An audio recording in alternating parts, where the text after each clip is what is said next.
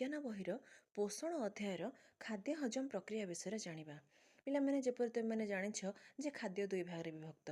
जटिल खाद्य जेपरिक श्वेतसार स्नेहसार पुष्टिसार एगुड़िक बृहत अणु बा बड़ आकार अणु होइतिबारु एगुड़िक सीधा सड़क कोष मध्य को गति करके जाइपारे नाही। अच्छा, कोष मध्य को जीवा काहेकि दरकार पिलामाने? कौन पाइना आमे खाउथबा खाद्य रक्त द्वारा परिवाहित होई जाई कोष निकट में पहुँचले ही खाद्यर शक्ति मिले।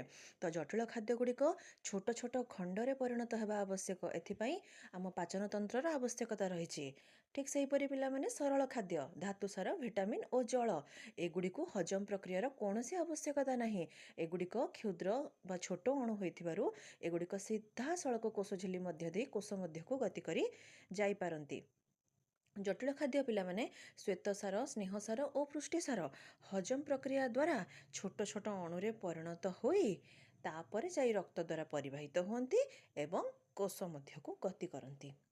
एबे पिलामाने हमें जानिबा एंजाइम गुड़िक द्वारा श्वेतसार पुष्टिसार और लिपिड बा स्नेहसार पर जटिल खाद्यर सरलीकरण रे कौन कौन उत्पाद सृष्टि हुए। पिलामाने तमे देखि पारथुबो जेपरि पिलामाने चित्र रे एक जटिल श्वेतसार एक बृहत काय अणुटीए अछि। एही अणुटी देख पिलामाने एमाइलेज एंजाइम। एंजाइम कौन पिलामाने? एंजाइम हेउछि आमर एपरि एक पुष्टिसार बा प्रोटीन रो अणु जहाँकि रासायनिक प्रतिक्रिया बा कौनसी प्रक्रिया को त्वरान्वित करदिए एवं तार स्पीड बा तार बेग को बढ़ाई दिए। पिलामाने तो श्वेतसार को भांगुथबा एंजाइम को एठी एमाइलेज बोली कहा जाइछि। श्वेतसार एमाइलेज द्वारा भांगी पिलामाने ग्लूकोज फ्रुक्टोज और गालाक्टोज एहीपरि भावरे सरलीकृत खाद्य परिणत होइछि। तो जदि पिलामाने तुम परीक्षा रे एमसीक्यू रे जटिल खाद्य क्वेश्चन पचारुछि तो जटिल खाद्य पिलामाने तुमे श्वेतसार पुष्टिसार और स्नेहसार ए तीनोटी ऑप्शन को ही जानी थाओ। आउ जदि तुमर सरलीकृत खाद्य पचारुछि पिलामाने सरलीकृत खाद्य रे ग्लूकोज फ्रुक्टोज गालाक्टोज धातुसार विटामिन जल ए अन्य गुड़िक आसीबो।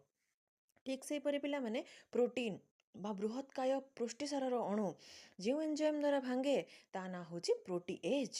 प्रोटीएज द्वारा भांगी एगुड़िक क्षुद्र क्षुद्र एमिनो एसिड रे परिणत होती।